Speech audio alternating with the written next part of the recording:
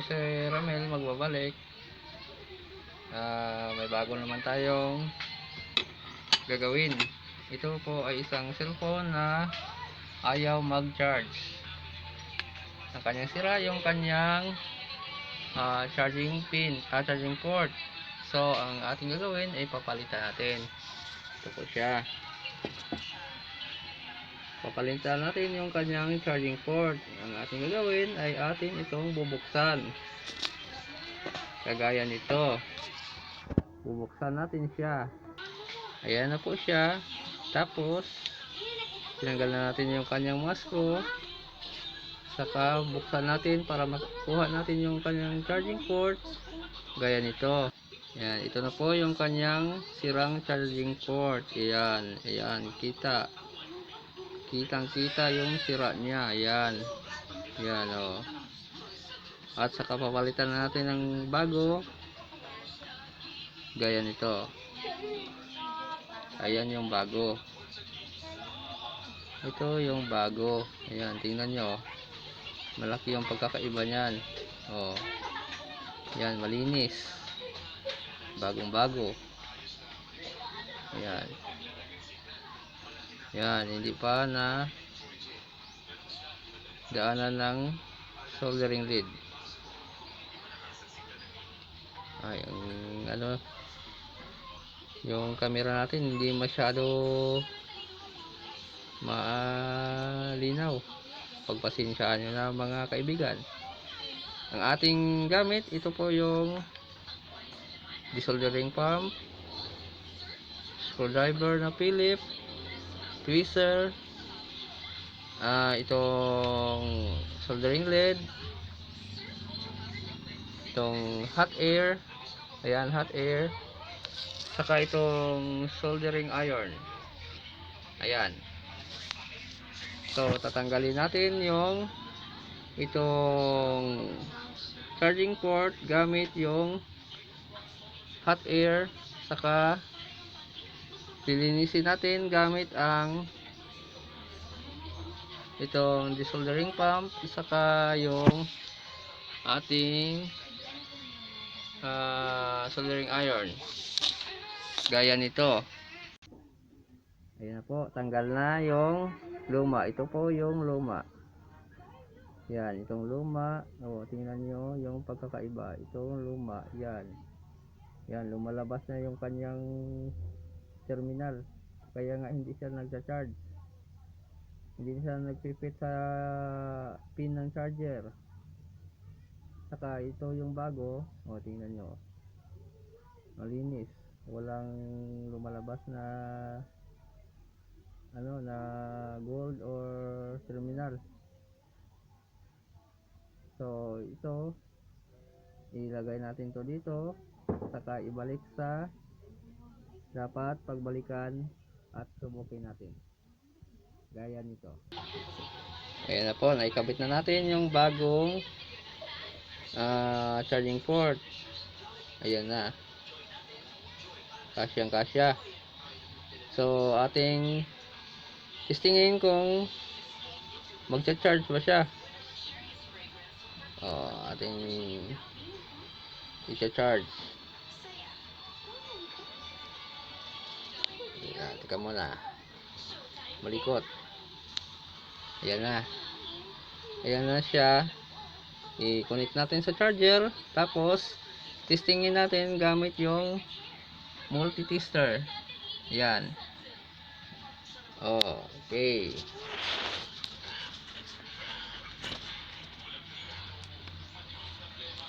So, ito na siya. Iti-testing natin kung may lalabas na voltahe sa kanya.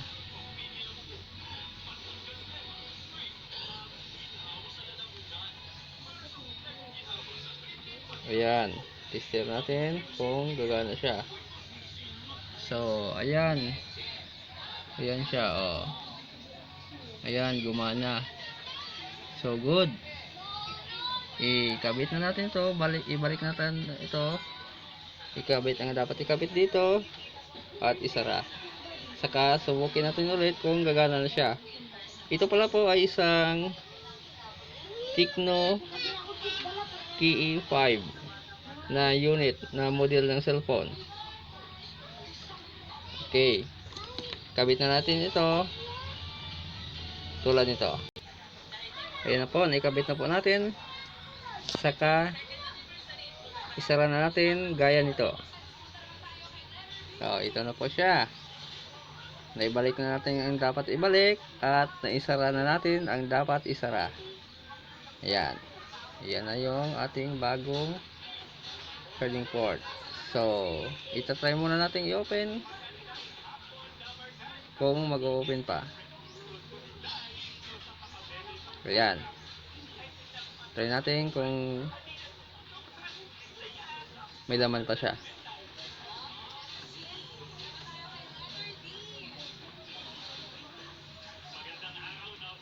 Ayan. Tecno.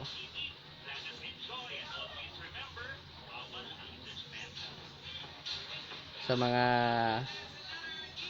baguhan at mga nanonood, paki-like and share na lang po at paki-subscribe na lang para malaman nyo ang mga bago kong i-upload na mga video. Ayan po, lowbat. Namamatay ulit. Ayan. Ayaw na magsindi. So, try natin i-charge. Gamit tong ating charger na lowbat din ako. So, ito. I-charge muna natin gamit ito. Kung magcha-charge, ayun, nagcha-charge siya. Pariya kaming lubat. Yan, kaya pala namatay kasi 0%. Try natin open ulit.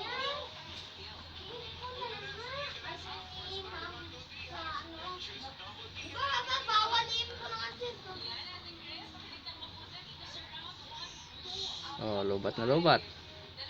Ayaw pa. So, hintayin natin na mag-charge ulit. Ayan po. Nakapag-charge na siya ng konti. Ayan.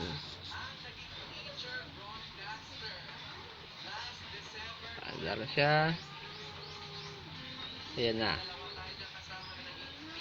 Try natin kung nag-charge siya, nagdi-display siya ng charging. Ito po ay isang Tecno na unit. Ayan.